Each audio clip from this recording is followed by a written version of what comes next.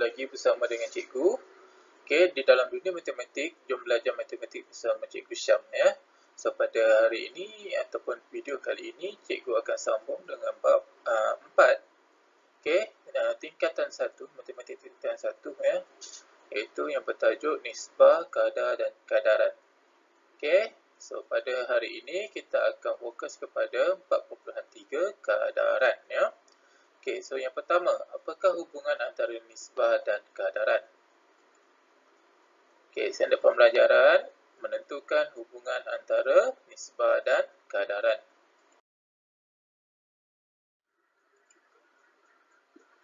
Okey, aktiviti penerokaan 2 iaitu aktiviti berkumpulan.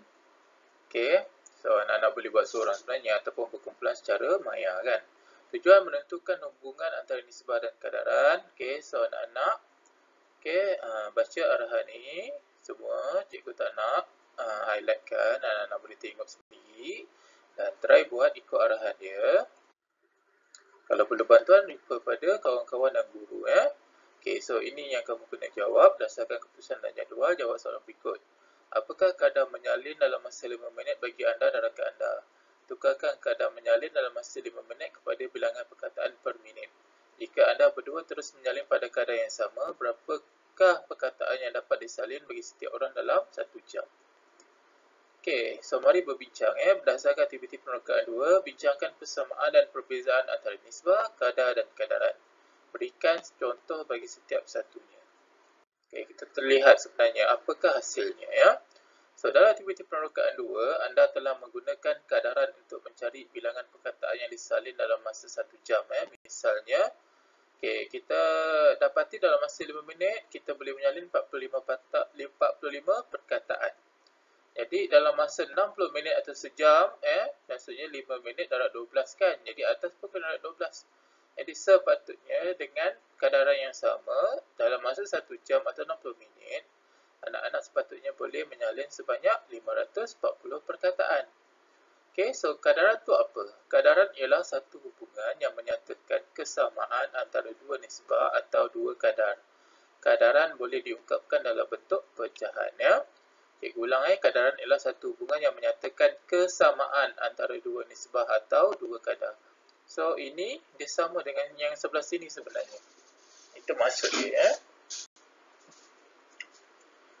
Okey. Contoh 7. Tulis satu kadaran bagi setiap situasi yang berikut. Okey, jika 10 biji kacang mempunyai jisim 17 gram, maka 30 biji kacang mempunyai jisim 51 gram. B. Jelajah lumba basikal Li-Tua di Langkawi bermula di Kedah dan berakhir di Melaka, meliputi jarak sejauh 1180 km.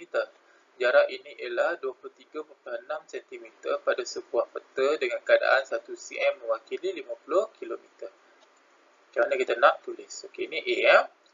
So, 17 gram adalah untuk 10 biji kan. Jadi 51 gram mestilah bersamaan dengan 30 biji.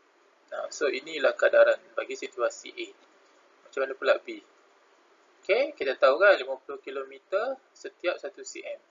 Jadi 1180 km adalah untuk 23.6 cm. So ini adalah cara kita tulis kadaran. Okey, latih diri 4.3A, tulis satu kadaran bagi setiap situasi yang berikut. Okey. Macam mana nak tulis? Okey, A. Kita buat sama-sama ya. Jika 3 biji bola berharga RM5, so 3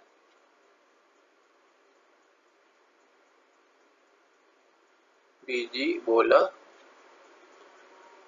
okey, per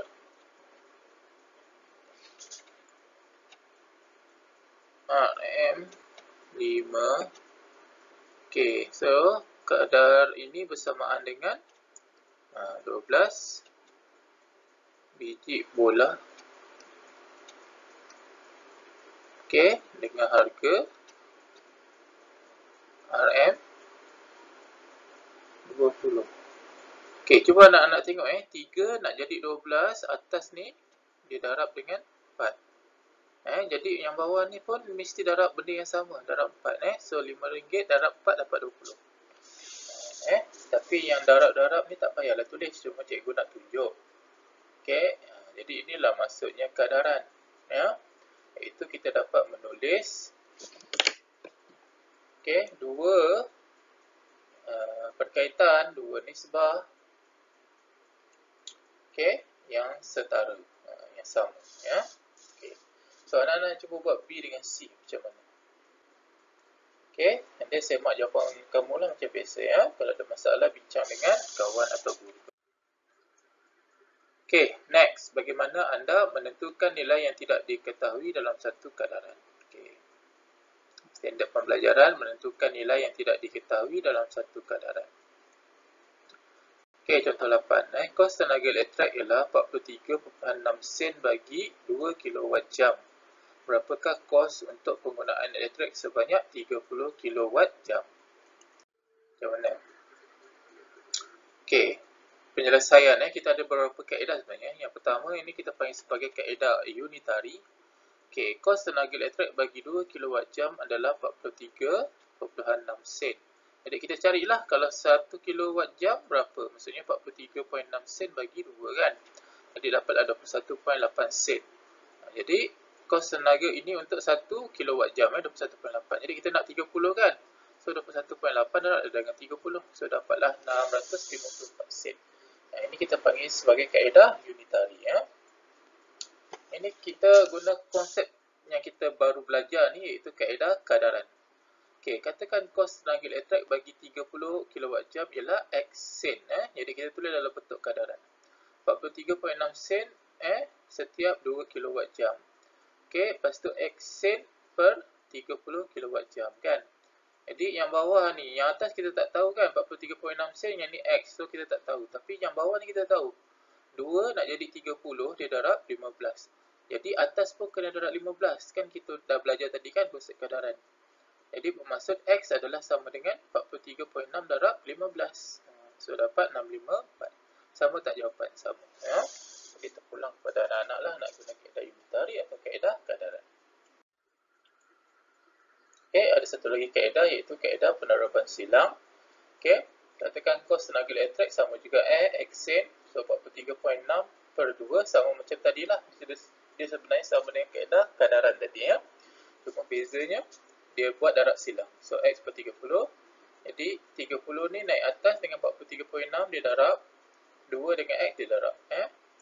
Lepas tu 2 ni sebab dia darab, pindah sini jadi bahagi. So dapat 654. Samalah. Jadi ini kaedah penerapan silang. So ada 3 kaedah. Tip bestari. Jika A per B sama dengan C per D, maka kita darabkan silang, kita dapat A darab D sama dengan B darab C.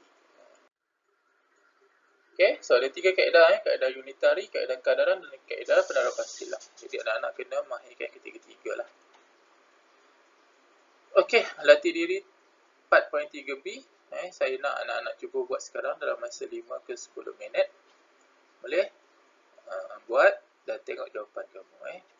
Mesti tunjuk langkah kerja yang betul anak-anak macam 3 kaedah tadi. Mungkin kalau setiap soalan ni kamu buat dengan guna 3 kaedah, lagi baiklah untuk kamu faham. Tapi kalau tidak, mungkin soalan 1 kaedah unitary, soalan 2 kaedah kadaran, soalan 3 kaedah penerapan silang. Terpulang kat kamu. Tapi saya nak kamu try ketiga-tiga kaedah. Mesti tanya saya, yang mana yang kena hantar cikgu? Ini. Mahir diri 4.3, muka surat 86, ada 3 soalan je Cikgu nak kamu buat dalam buku tulis. Macam biasa naik sekolah nanti kita dah ada tarikh kan. Bila? Iaitu bulan April nanti. So cikgu nak kamu hantar semua latihan daripada bab 1 sampailah akhir bab 3 nanti. Bukan bab 3, maksudnya akhir bulan 3. Maafkan cikgu. Akhir bulan 3 nanti, sebelum naik sekolah tu, semua latihan tu mesti siap dan mesti dibawa ke sekolah dan kita akan semak dan akan bincangkan nanti. So itu saja anak-anak untuk video kali ini. Pendek kan?